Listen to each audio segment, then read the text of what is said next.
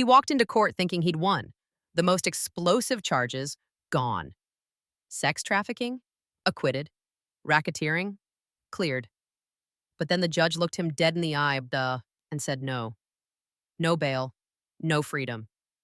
And just like that, Sean Diddy Combs went from music mogul to inmate, right in front of his stunned family. But the most shocking part? It wasn't the verdict, it was what he said to his mother just before they took him away. For weeks, the courtroom buzzed with tension. Prosecutors laid out a chilling picture, alleging that Diddy led a secretive network of employees who coerced women into drug-fueled adult acts. The media circled like vultures, and the headlines practically wrote themselves. But when the jury came back, the outcome wasn't what many expected. Sean Diddy Combs was found guilty, but only on 2 counts, transporting women across state lines to engage in prostitution. The bigger career-ending charges? Gone. He was acquitted of racketeering, conspiracy, and sex trafficking, charges that could have buried him for life.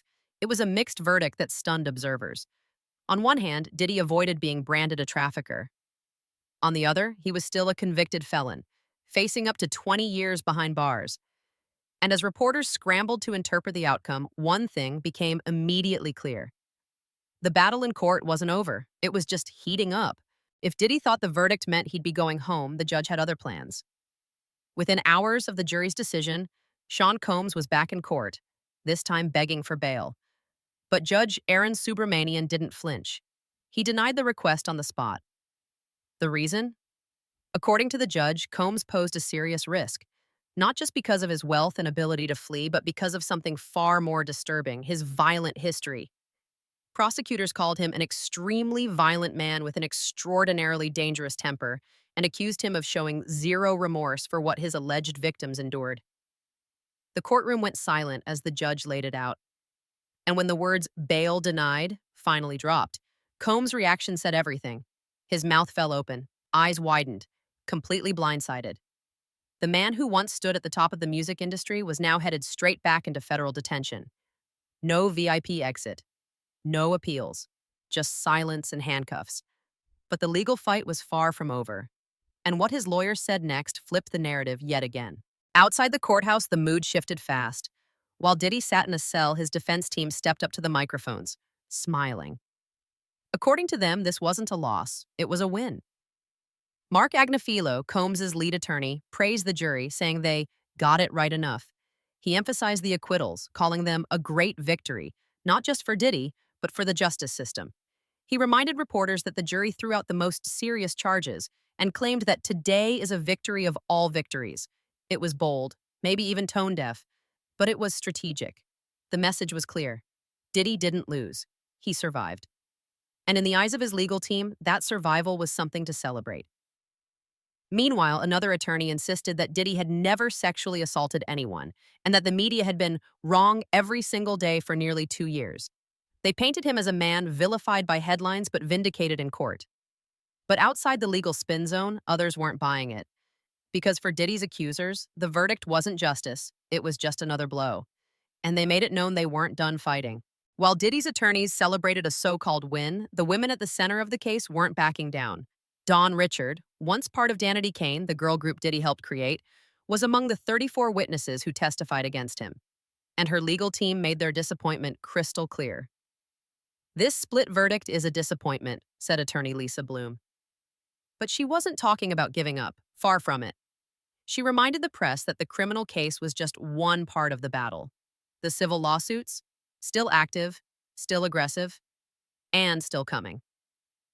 Cassie Ventura, Diddy's longtime ex-girlfriend, had already filed a bombshell lawsuit months earlier that kicked off this legal avalanche. And then came Jane Botts, the woman who testified about disturbing abuse and was reportedly involved in the now infamous Intercontinental Hotel surveillance video. These women may not have seen the racketeering conviction they hoped for, but their legal teams are doubling down. Civil court has a different burden of proof, and they're aiming to make it count. For Diddy, the criminal case may be winding down, but the fight to clear his name? That's far from over.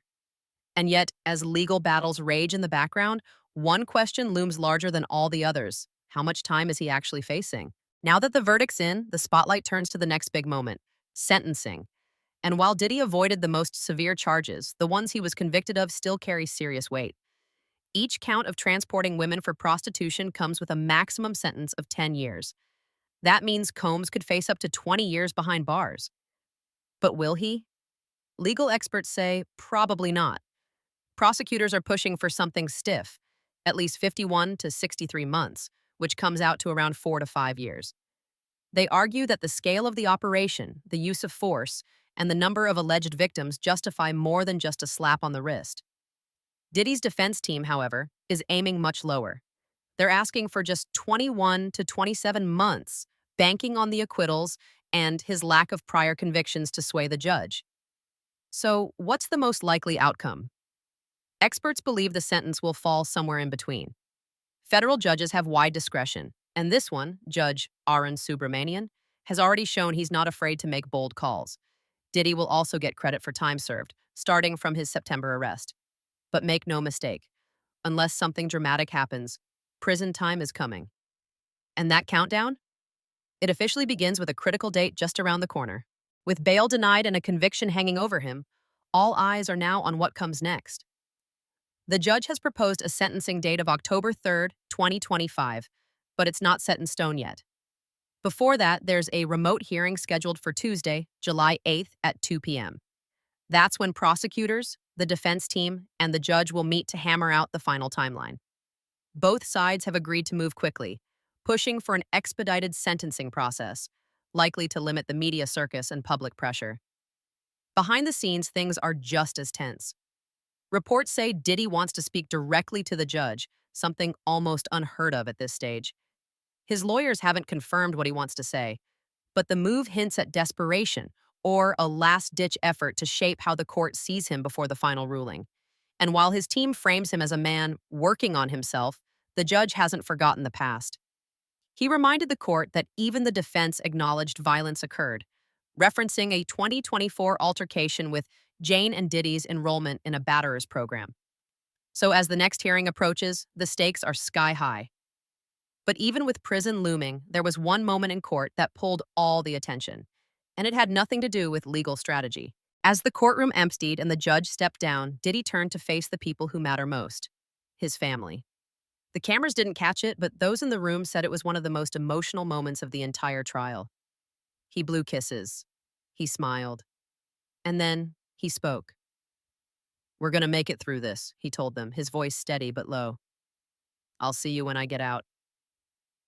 There were 2 full rows filled with his loved ones, friends, relatives, and longtime supporters. Some were holding back tears. Others just stared silently as the man they knew was led away in cuffs. Before being taken out, Diddy looked at his mother and whispered, "I love you, Mom." No outbursts, no breakdowns. Just a quiet, surreal goodbye from a man who once ruled the music world and now waits behind bars. But for all the emotion in that moment, it couldn't cover up the damage already done. Because outside that courtroom, Diddy's once glossy image was unraveling fast. The headlines don't lie. Sean Diddy Combs' empire has taken a massive hit. Nearly 2 years of lawsuits, bombshell testimonies, and leaked footage have shattered the image of the untouchable mogul. Fans are divided. Some still cling to loyalty, convinced the verdict doesn't tell the full story. Others feel betrayed, struggling to reconcile the man behind the music with the dark allegations laid bare in court. Social media buzzes with speculation. Will there be more victims coming forward? Are civil cases just the tip of the iceberg? Questions swirl, and the shadow over Diddy's legacy only grows darker. No matter what happens at sentencing, the damage to his reputation is long-lasting. The man who built an empire on charisma and influence now faces a harsh new reality. Public trust isn't easily regained. So as Diddy prepares to face the consequences in court, the world watches and wonders if one of hip-hop's biggest icons can ever come back from this. Sean Diddy Combs once stood at the pinnacle of music and business, untouchable, unstoppable, and admired worldwide. But now, the courtroom has rewritten his story. Even with the most serious charges dropped, the conviction on 2 counts and the denial of bail have sent a clear message: no one is above the law. His empire may remain intact for now, but the cracks are undeniable. Years of lawsuits, shattered trust, and looming prison time have cast a long shadow over his legacy. Whether Diddy will ever fully reclaim his place in the spotlight remains uncertain. What's clear is this: power and fame can protect you for a while, but in the end, justice has its own rhythm. And for Sean Diddy Combs, that reckoning is only just beginning. Let us know what you think down in the comments below.